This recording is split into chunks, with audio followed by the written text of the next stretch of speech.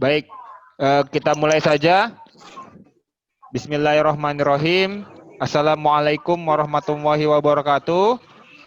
Selamat pagi semuanya.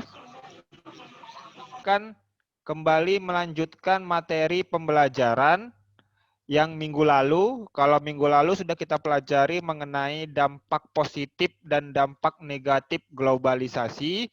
Hari ini kita akan mempelajari upaya-upaya dalam menanggulangi arah dari globalisasi. Jadi saya review ke belakang, ternyata globalisasi ini juga bisa membawa arah yang positif dan arah yang negatif. Nah, jadi yang menjadi pembahasan kita hari ini adalah bang negatif ya. Kira-kira itu bagaimana cara kita untuk membendungnya gitu kan. Kalau kemarin pernah saya ceritakan misalnya ada misalnya pabrik rokok misalnya kan. Ini kan negatif itu kan. Ada rokok dari luar negeri itu negatif. Cuman kita nggak bisa langsung menginstruksikan untuk tutup pabriknya gitu kan.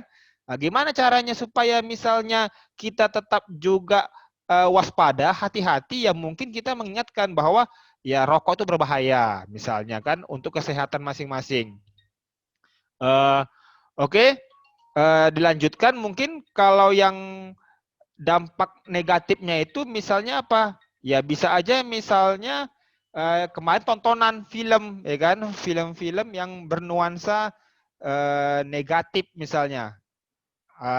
Misalnya film-film barat, film-film Korea, film-film action yang mempunyai adegan-adegan kekerasan, ya kan? Jadi itu juga mempunyai arah-arah yang negatif. Di sinilah kita akan bahas bagaimana peran kita sebagai siswa untuk mengupayakan dampak negatif tersebut agar tidak merusak dari kita sendiri. Baik, saya akan share PPT-nya sebentar. Baik, hari ini kita akan mempelajari upaya menghadapi globalisasi. Oke. Jadi kalau kita bicara globalisasi, kita akan bicara teknologi di sini. Di situ ada handphone, tablet, ada laptop. Yang misalnya itulah yang hari ini kita hadapi. Bagaimana keadaan globalisasinya, ya kan? Bisa dilihat di situ. Bisa lihat di situ bagaimana penggunaan handphone tersebut kira-kira penggunaan handphone tersebut banyak mudorotnya atau lebih banyak yang positifnya. Itulah dia. Potensi dasarnya, indikatornya itu menganalisis upaya menghadapi globalisasi di berbagai bidang kehidupan, menganalisis dampak positif. Nah, nanti kita akan bahas ada kaitan COVID-19 dengan perubahan sosial budaya. Yang awalnya kita nggak pakai masker. Yang awalnya kita nggak pernah cuci tangan, jadi cuci tangan. Ini dampak-dampak dari perubahan sosial. Yang awalnya kita saling senggol-senggol, saling salam-salam, ya ini nggak lagi bersalam-salaman. Ini kan arahnya ternyata perubahan sosial itu berdampak kepada COVID-19. Oke, ini tujuannya kita hari ini, tujuan kita belajar, menganalisis upaya menghadapi globalisasi di berbagai bidang, menganalisis dampak positif, dampak COVID-19 pada perubahan sosial budaya dan menyajikan hasil dalam bentuk laporan dan presentasi. Upaya menghadapi globalisasi di bidang iptek. Siapa ini? Kelompoknya? Yusni, Pak. Yusni. Ya. Oke, Yusni, silakan Yusni.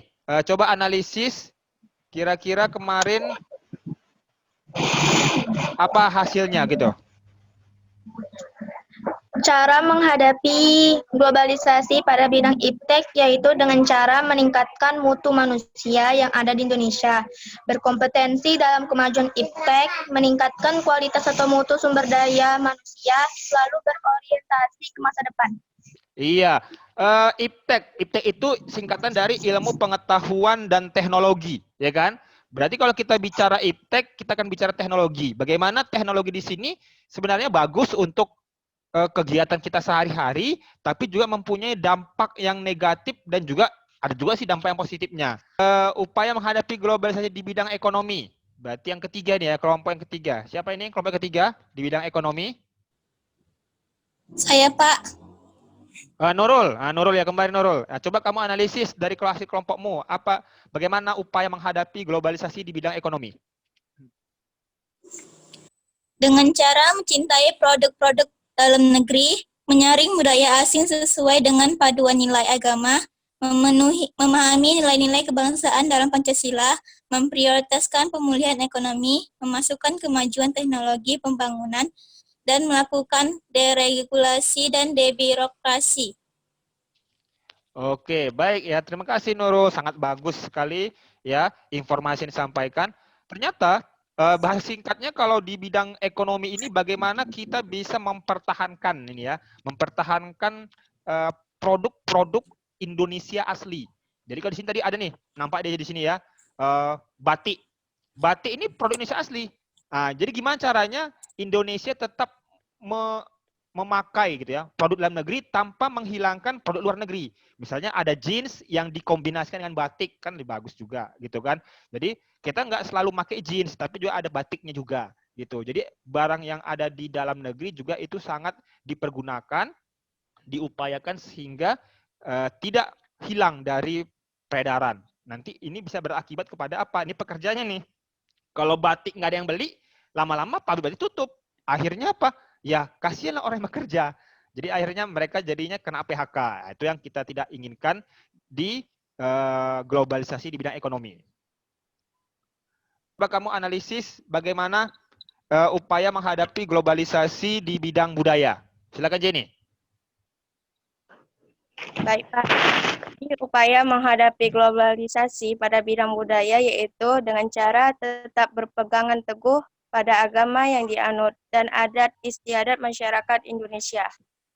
Iya, oke, sangat-sangat luar biasa ya. Padahal budaya sebenarnya kecil budaya ini ya, cuman terakhirnya dia berimbas kepada globalisasi juga. Jadi bicara budaya ada banyak. Pertama kita bicara agama, ya kan? Yang kedua kita bicara adat istiadat, ya kan? Yang ketiga kita bicara nilai-nilai yang bersentuhan dengan itu semua, ya kan? Nah, kemarin kalau yang didampak negatif globalisasi itu kita sudah bilang kan bahwa kita ini mempunyai adat ketimuran. Apa yang ketimuran itu? Orang-orang yang sopan, santun dalam setiap menjalankan kegiatannya. Bicaranya nggak bisa kasar, ya kan? Saling tolong menolong, gotong royong, gitu kan? Ya banyak lah. Jadi inilah untuk yang di bidang globalisasi, bidang budaya tadi. Sama yang seperti bilang Jenny tadi lah, seperti itu. Berapa ya? Mungkin agak sedikit malam ya. Saya akan kirimkan kuesioner ya. Kuesionernya beda seperti yang kemarin. Kalau kemarin tetap menggunakan Google Form, tapi bedanya apa? Kalau kuesioner ini dia lebih kepada pendapat kita, pendapat kalian bagaimana kegiatan globalisasi atau upaya globalisasi yang kalian hadapi. Pendapat Nurul Ilmi mengenai budaya yang ada di Indonesia setelah masuknya budaya luar misalnya kan. Nah, itu bisa. Atau kira-kira bagaimana pendapat Yusni Zahra gitu kan tentang adanya fenomena Gojek dan Grab. Apakah gara-gara itu para abang becak dan abang betor menjadi kesusahan? Ah, bisa aja gitu kan. Jadi itu nanti namanya kuesioner. Misalnya juga nggak berbentuk pilihan berganda seperti itu. Jadi nilai-nilai yang kemarin yang sudah kalian kerjakan itu sangat luar biasa ya, juga sangat bagus. Nanti hasil dari evaluasi nanti akan saya kirimkan ke grup WA kita masing-masing. Itu ya. Oke, sebelum saya tutup pertemuan kita hari ini, saya persingkat saja. Ya, terima kasih kepada yang hari ini sudah hadir. Mungkin hari inilah beberapa teman banyak yang tidak bisa datang atau tidak bisa masuk karena permasalahan paket data atau segala macamnya. Ya, terima kasih.